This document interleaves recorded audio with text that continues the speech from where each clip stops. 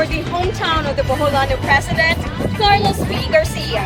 As of this moment, we are here at the very well-known and beautiful Plaza Rizal. As you can see from where I am standing, is one of the historical sites here in Bohol. And more fascinating knowing is that we are surrounded by historical sites. Here in the back is the St. Joseph the Worker Cathedral, also known as the St. Joseph Cathedral Shrine Parish. And in front of us is the province of Bohol Capitol building, which is known as the Museum and the Art Galleries. Sa biyahe, sumayaw, lumundag sa reggae. Gusto mo bang sumama? Sa Bohol, tayo ay magsaya. Ihanda ang malita, tinidor at saka kutsara, plato, platito at kutsilyo, huwag kalimutan. So karon mudong na ta sa balay ni Carlos P. Garcia. Mamara na ta, let's go! Gusto mo bang sumama? Sa Bohol, tayo ay magsaya. Ihanda ang malita, tinidor at saka kutsara. Madung na ta sa bahay ni Carlos P. Garcia sa magibati ni mo. Akong gibati dahil kay Kaanya camera, makita na dyan no sa balay ni Carlos P. Garcia nga atong very own president diri sa Bohol, no? Oh my God! Look this is the, unsan siya dahil? I forgot. Hala mga turista nakalimot na. Tourism.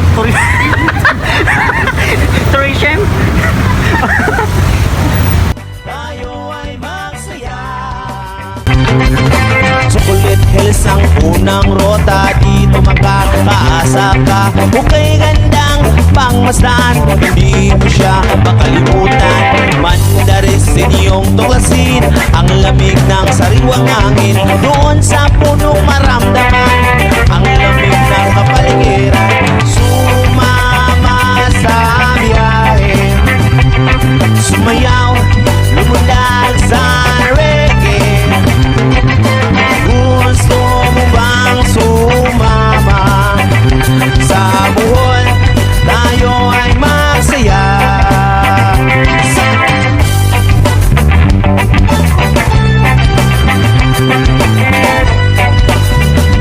So karon katag-om naman, kawano nagyod. Oh my God! Pero padayon lang gyapon sa vlog. Let's go! Chocolate Hills ang unang rota, dito makakaasa ka. Okay, gandang pangmasdan, hindi mo siya makalimutan. Mandaris inyong tuklasin, ang lamig ng sariwang hangin. Doon sa punong maramdaman, ang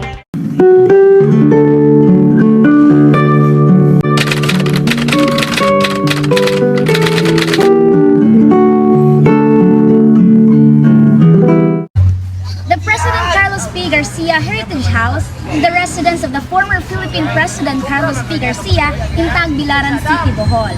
It was declared as the Heritage House with the National Historical Commission of the Philippines in 2009.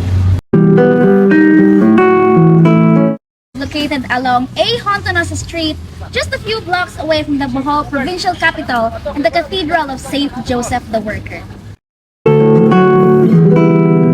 The house was built during the years 1953 to 1954 on the former residence of Girolan family.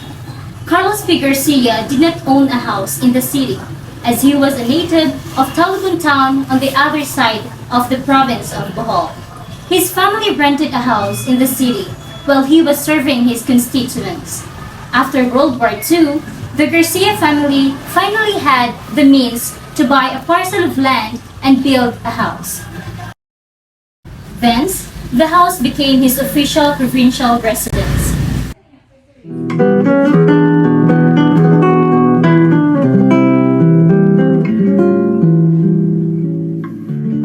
Years after Garcia's death, the house was rented to the provincial government of Bohol to use as a provincial museum. The collection consists of preserved local flora and fauna, small replicas of the century-old churches, as well as artifacts sourced from different parts of the province. A memorandum memorandum of agreement transferring the management of the museum from President Carlos P. Garcia Foundation Incorporation to the Bohol Provincial Government was signed last November 25, 2011 by Governor Edgar Chato and Fernando Campos, the son-in-law of President Garcia and the Secretary General of the foundation. In 2006, the newly organized President Carlos P. Garcia Foundation Incorporation, with the participation of the Bohol Association of Metro Manila Incorporation and the Provincial Government of Bohol, began the long-delayed process of transforming the residence into a permanent and well-organized venue that would perpetuate the memory of this Boholano and showcase his memorabilia.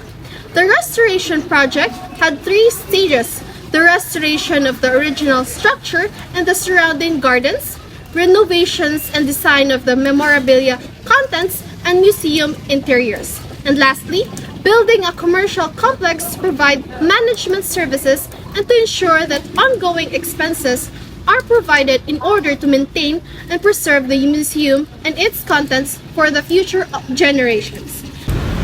The BAMMI, PCPGFI, and the Talibon Real Estate and Development Corporation, a corporation run by the heirs of Carlos P. Garcia, are the frontrunners of raising funds for the construction of an admissions office and a commercial complex.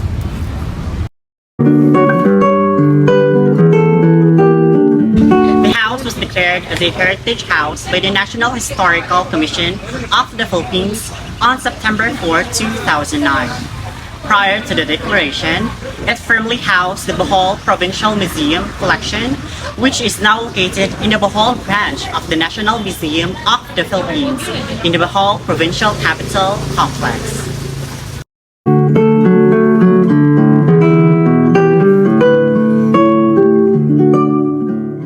Entering the Carlos P. home, we can see his beautiful garden, the big tree, and his beautiful balcony over here. So as we come inside the house of Carlos P. Garcia, we can see a lot of documentation. Their furnitures, paintings, photographs, and of course their very own antique piano, which was given by the Japan Embassy. And over here, I know you could notice the working desk of Carlos P. Garcia. It is well preserved. And also his books regarding the law where he used to work on before. And a lot of certificates, plaques. I know how surprised are because I too am surprised. And over here, I know you could imagine how intelligent, how brilliant Carlos P. Garcia was because of his trophy, his excellency in a lot of things. And here is a very large portrait of Carlos P. Garcia and his wife. You could also see here the inaugural address delivered by former President Carlos P. Garcia. And here you could see their dining table. Other travelers, I know you are still curious about what this house could offer. So come with me guys to go upstairs and let me show you more about this house.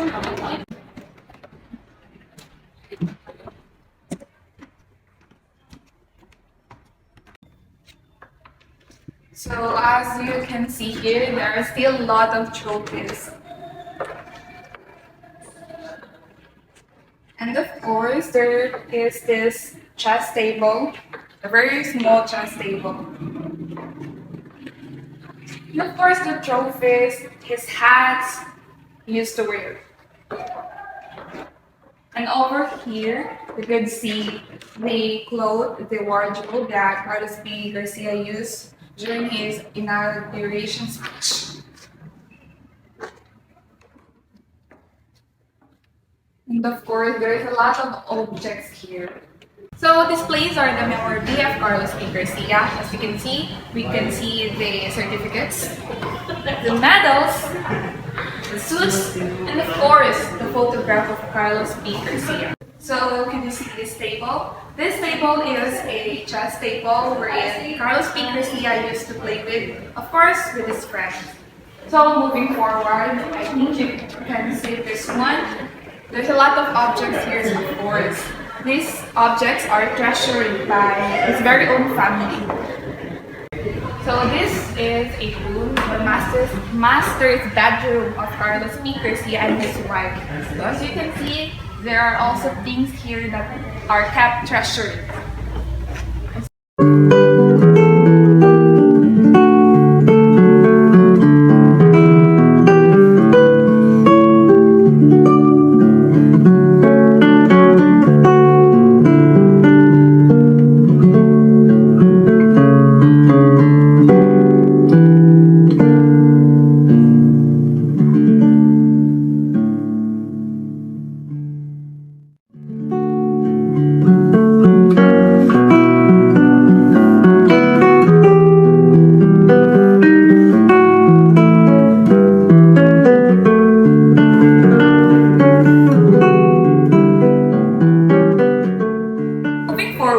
We can see a lot of accessories of the Carlos P. Garcia's family. So as we can see here, as we enter here, we can see the room of the daughter of Carlos P. Garcia.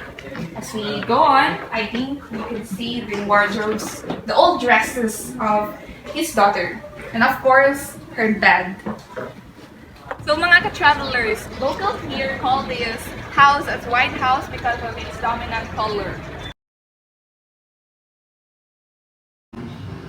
Kia, what is your reflection for today's video? My reflection is that our history has a lot to offer. Kaya pa lang ni Carlos P. Garcia, there's a lot to offer, there's a lot to see, there's a lot of treasures hidden from this house. Kath, in one word, describe our adventure for today. Nostalgic. Visiting this ancestral house feels very nostalgic. You know, we're in the present, but we're like brought back to the past.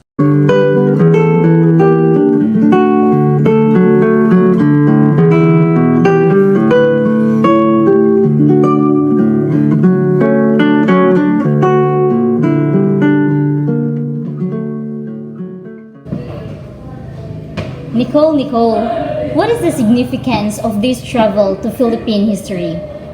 The importance of this video is for you guys to not forget our very own first Bolano president, which is Carlos P. Garcia. And despite this modernization, this reminds us that on how our ancestors lived before.